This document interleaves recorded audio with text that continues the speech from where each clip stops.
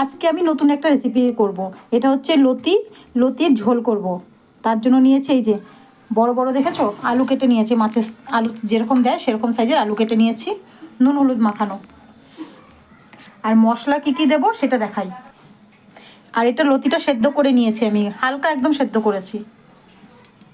আর মশলা এখানটাতে নিয়েছি কাঁচা লঙ্কা, টমেটো বাটা, পেঁয়াজ বাটা, রসুন বাটা আর লতি মানে চিংড়ি মাছ। এই যে চিংড়ি মাছ দিয়ে কড়া গরম হয়ে গেছে আমার, তেল গরম হয়ে গেছে, কালো জিরা ফোড়ন দিলাম, লঙ্কা দিলাম, দিয়ে এবার আলুগুলো লাল লাল করে বা সব তুলে নিচ্ছি।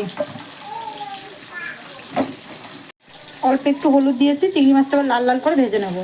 আমার লাল লাল করে ভাজা হয়ে গেছে, এবার সব আমি মশলাগুলো দিয়ে দেবো। নুন দিচ্ছি,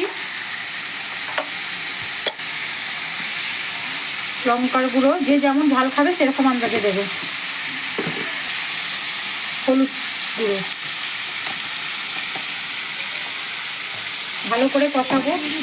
জলও আন্দাজ মতন দেবে, তোমরা যে যেরকম খাবে।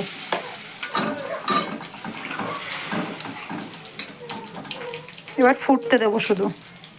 আমার লতির ঝোল ফুটে উঠেছে, এবার লতি সেদ্ধ করা লতিগুলো দিয়ে দেবো সব।